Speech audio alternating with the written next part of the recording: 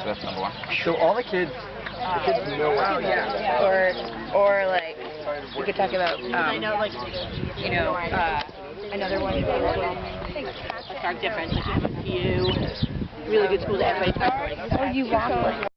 Remember, or to keep track of the count, is for the throwers to be counting as the cutter goes back and forth each time they get to the count, up to 10 in English. So it's a way to also remember the stall count. To keep on your toes, to move around, to not have your feet too wide apart or too narrow together, and to try and keep the stalls going at a good pace, and obviously counting from 1 to 10 in English. We started a drill with marking in the middle. If that is too hard, you can force a side, force a side, and tell them to open throw. So you can do 5 of the. I think there are some coaches, right? Go, go, go! Cut! Oh! I guess Switch line. Go! Here you go. Hand off. So we want to be most of the time. Thank you. Up. Up!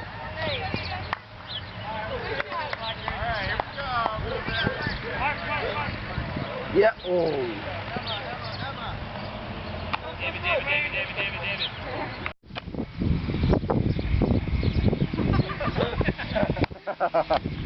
The wrong way.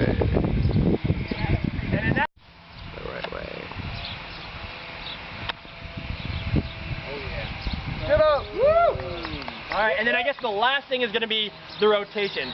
So I'm standing here serving up discs the whole time, and after you get the hook, you come all the way back in. After you get the handler pass, you go to the last cone and make the in cut.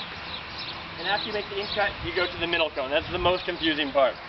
So you're making the handler cut, you're making the in cut, and then you're making... You're not ready. Go back to the handler. Alright. 1, 3, 2, thrower. Yeah. Okay, 1, 3, 2. I'm the shooter. 1, 3, 2. No throw. No ball. Second thing, if your kids are doing it perfectly and they're all very good at it, you can add like other elements, like someone is too early, or sorry, too late, like they're too far already. Add the pump fake, for example, to signal that you want to in cut it back, and you can add like a box over there that you want the receiver to receive the disc and stuff like that. Just the another wrinkle is the. But at the same time, I have I made up an excuse in order to like actually be friends with y'all. So the excuse was like you guys were young, and when you were young, you didn't have the choice of doing what you want. You were just like you had your mind washed. That's what I think. I don't know, like, but that's what I'm thinking right now. You have your mind washed. So you were doing what you've been ordered, what you've been told, and that's why you did what you've done. And I think right now that's what like makes you right now working with Ultimate Beast, because if you still have that mindset like that you had before, you would not be here right now. You would not be working with Ultimate Beast. So that's what I'm talking about. Like that's what I'm thinking right now. How your loved ones or the people most important view your interaction with Ultimate Peace, how they view you working with Ultimate Peace, and maybe I don't know, how you haven't really talked about your parents, or I don't know if you want to go any further than what you did for the rest of you as well. Are you interested? Well, my family at all, like I'm just gonna talk about my family. My family itself. I have an uncle who's against it, and I have other uncles who are with it, and my dad and my mom are 100% with it. My brother was against it before knowing about it. He just, because my brother was in jail, as I said, when I told him I'm going to an ultimate camp with the Israelis, he was like, I'm 100% against it. Like, I'm 100% against it. And now, after knowing what we do in the camp, that we don't bring politics at all. We don't do anything about politics. We don't have to do anything about politics. All we do is just play ultimate. We share the love of the game. He actually started to love it. And then he was the one actually to talk to my little brother to join. And then my little brother is joining the camp. So like in a way, there's like like it's just like a thing. Like when you put there, it's like the community that I live in is a small bubble. If you add something different to it, they're not gonna accept it right away. It just needs time, and that's what happened. The first year, as I said, everybody was against it, and I still did it.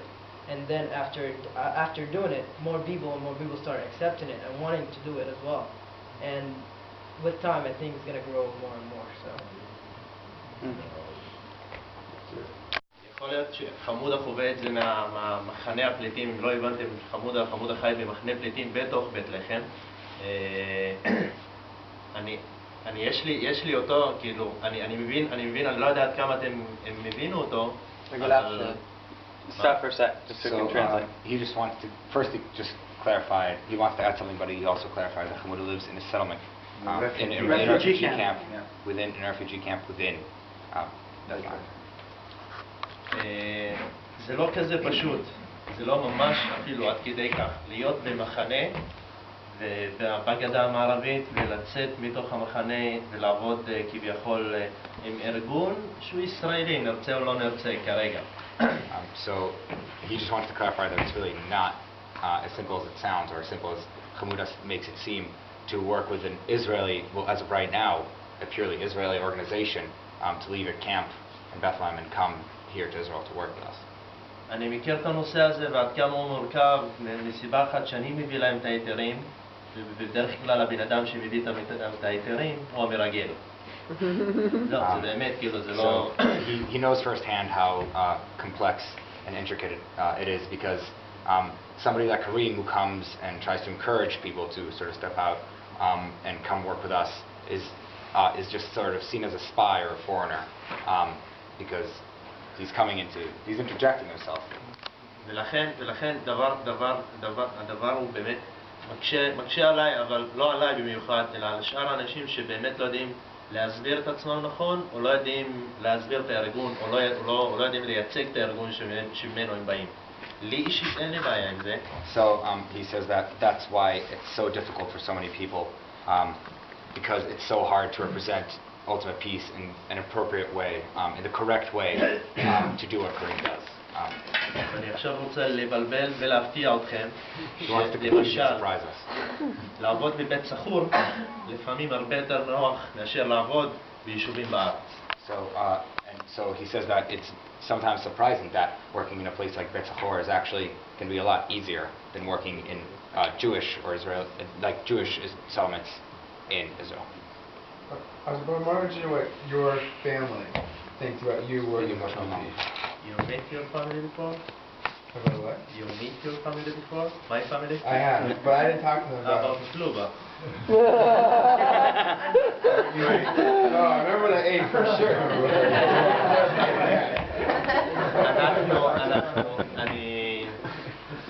אני הכי קטן בבית, ואני לא אומר את זה מסיבה שאני אומר את זה כי החינוך שלנו אולי הוא היה שונה קצת בבית. למה אני אומר את זה? כי הגענו לגיל 18, אבא ואמא נתנו לנו את מה שהם נתנו, ואז הם פשוט נתנו לנו כל האחריות. So, Kareem is the youngest at home, and he's just telling us that the way he was educated or raised at home is that when him and his siblings reached 18, they had what they were given by their parents, and they were given full responsibility for everything. אגב, יש לי הורים דתיים שהיו במכה והיו בחג' והיו בכל הדברים של מוסלמים. And his parents are very religious Muslims. They've been to Mecca and Hajj. צמים ברמדאן והכל, ואני לא קשור לזה. Yeah, his parents keep Ramadan, and he says that he doesn't do that. He's not related to that at all. כבוד ההדדי אצלנו בבית הוא ברמה שמעל ומעבר. אני מכבד כמובן אותם ומכבד את הדת ואת הכל, והם במקביל, זה הדדי. So a value in their home is a very important value, is mutual respect, and he respects our religious devotion, and they respect his non-religious lifestyle. Lauren? Yeah. So one of the things that I heard a lot from people at home when I tried to explain what Ultimate Peace is trying to do is that it's really ambitious, and I think a lot of people don't understand how powerful Ultimate can be in terms of, influencing people's sort of perspectives on the world, or I don't know, the way they relate to people. You know, I believe it, but I guess my question is, sorry, I'm not really getting to a question, but is that we really can only influence the culture at the camp. Like, that's all we can actually influence, direct, or control. That's all we can control.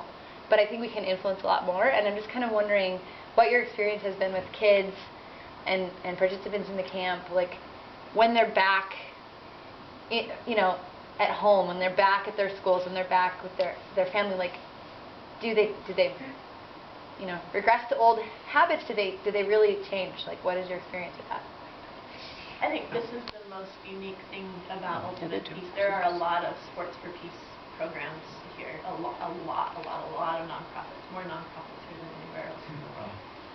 But the unique thing about Ultimate Peace is the year-round program, so they're not abandoned, these kids. I mean, we're in their villages every week, every weekend. But how about but even with that, does that, just because you're there, it doesn't mean that they necessarily like keep that same focus or that same enthusiasm. Does that change? What do you think? Because it's a new sport for most of them, and they're using a disc and not like somebody brings a soccer ball to school. Okay, everybody plays soccer. Somebody brings a disc to school.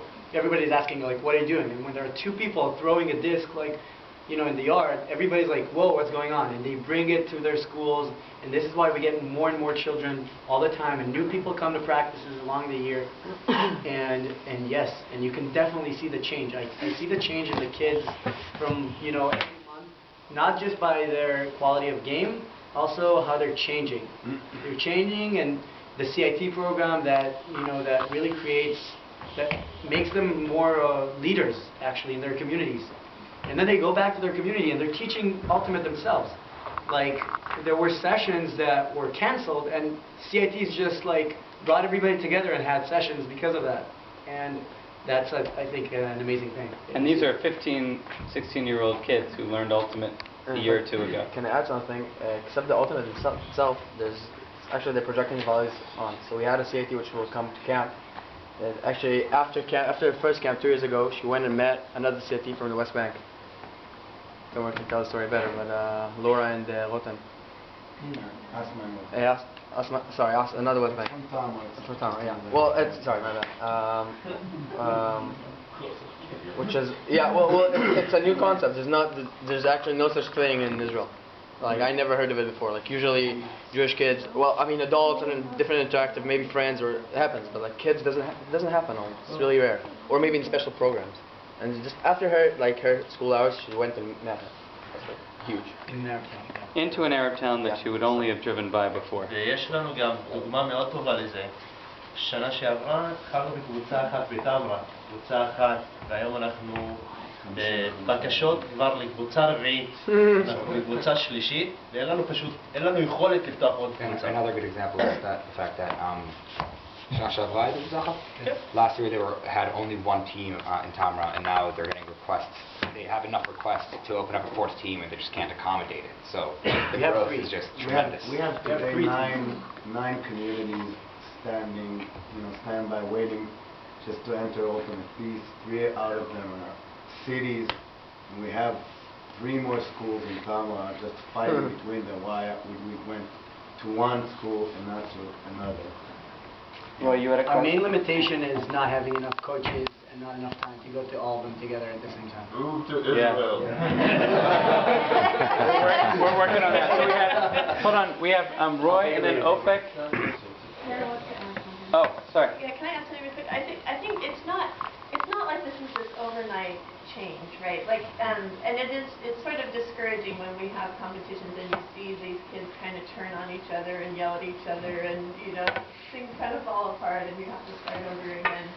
But what's been interesting actually to me is that as the critical mass grows and the level of competition gets higher and the stakes get higher, like winning means more because you're working harder for it, that's when it starts to translate into everyday life. It's sort of like the more emotional and the more meaningful the competition is, the more there's a connection with what they're actually doing. And so, one of my favorite examples is the Tamra team that, started coming to Israeli national ultimate tournaments. I mean, they're kids, and they show up on their own, not as part of you peeps per se, but at these national tournaments. How a coach. It's the first time an Arab team has ever participated in these things, but they're there, and Karim, there's this kid who started out being just a punk. He was just a jerk, and he had his little posse, and they were too cool to warm up and whatever. But he's at this tournament, and he's watching Ali. He's watching these other kids perform, like really excel, and he comes over to me and he says, "I know I can do that, but I don't know how to get there. I don't know how to do it." And so we talked about it, what it means to excel in this level. And then 3 weeks later, he said, that's true in like my schoolwork. And I was like, yeah, you do. But like those connections get made, and every once in a while. And this is why we play sports. So, did you want to make a comment on this, and then we'll go to Roy's question? About how kids what's the kids' behavior after they coming back from camp. So Speak up a little bit. Me and your dad are doing coaching in Ranana, and I would say that Ranana is like it's like a big bubble, like real small bubble actually. We are like, if you would go there, you'll see people are like have no idea what's going on. If it's Tel Aviv, it's like a little bit. Ranana is like crazy like this. Like most people just don't know stuff about Israel.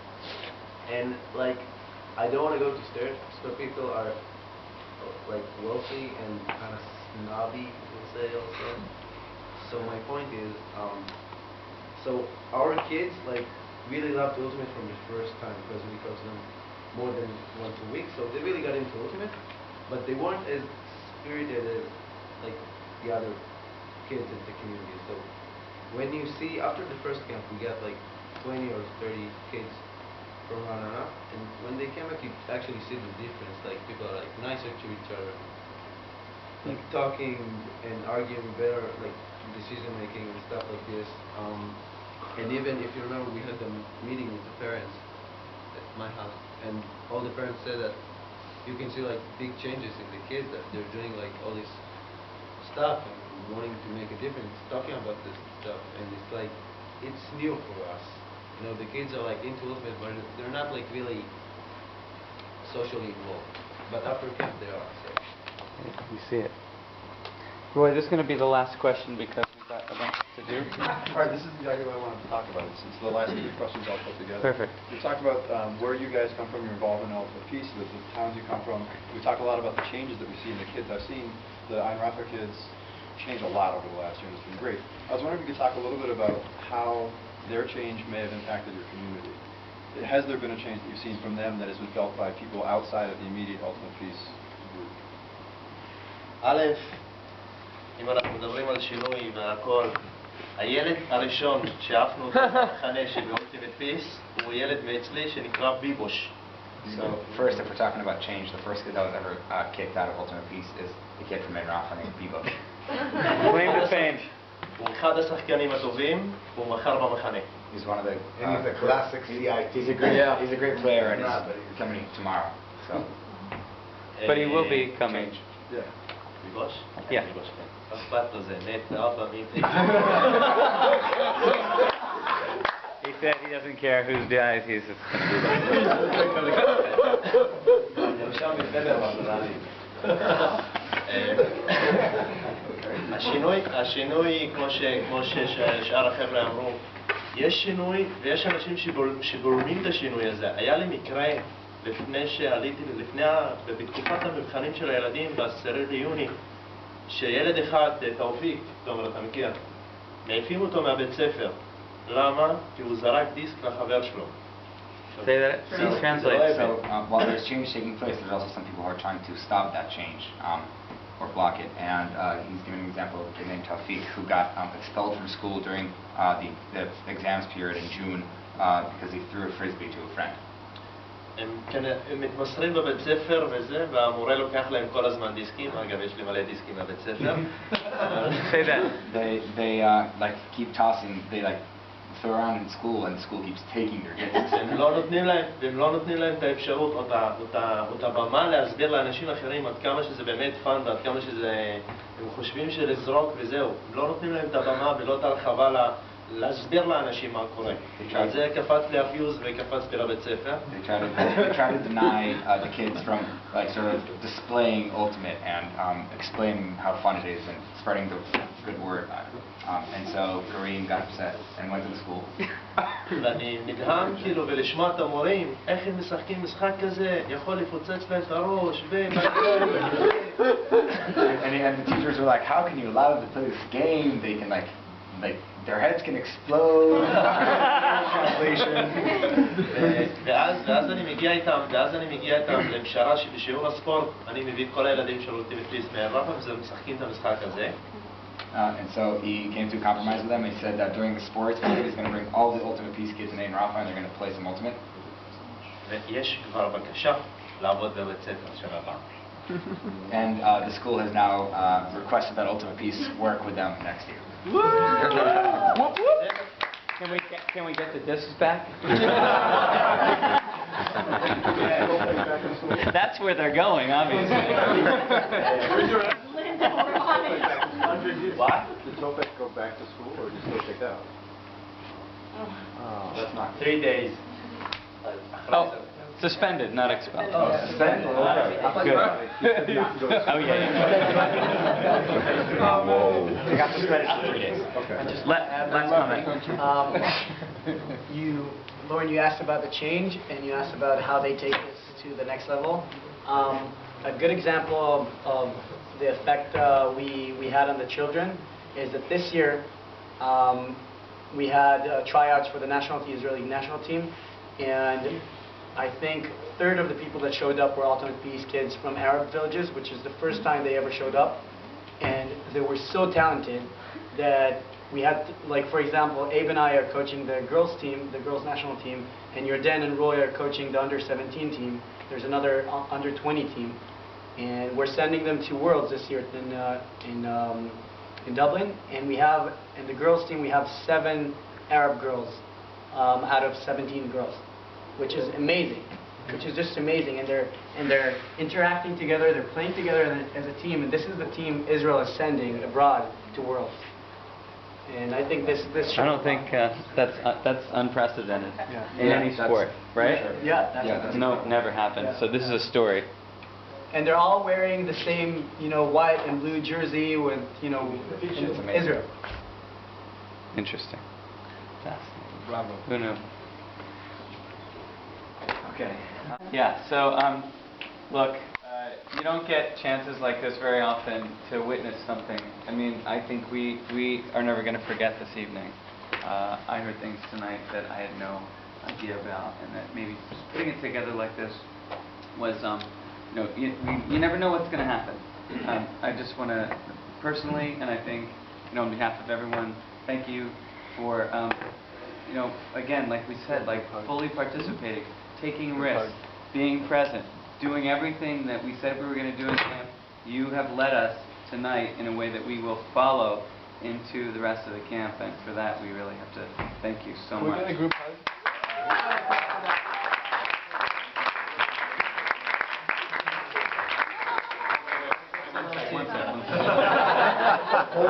You can get your group hug, I promise. Go ahead. אני רק רוצה להוסיף עוד משהו בקטנה ובקצרה. זה באמת... Short and sweet, supposedly. זה באמת הכבוד שלי להיות מולכם ולתת לכם כל האינפורמציה הזאת, ובאמת זה הכבוד שלי להיות איתכם בשבועיים הקרובים. אין לכם מושג.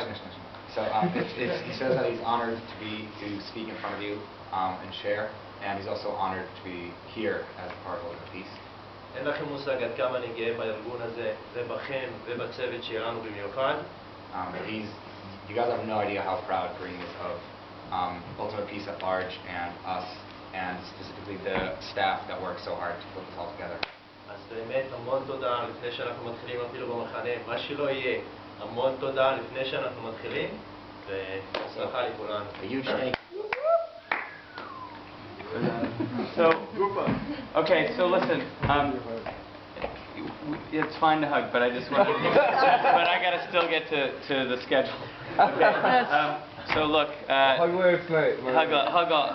all night. But we got a team time now. We got a 10 o'clock staff meeting in the Moadone. Task teams, bring your stuff that you need to communicate to the whole staff. Okay. So be prepared for a brief but important presentation. So get it sort of tight, what you need to bring, and let's make that meeting really productive. Make your team time really productive now. And thank you. Thank you very much.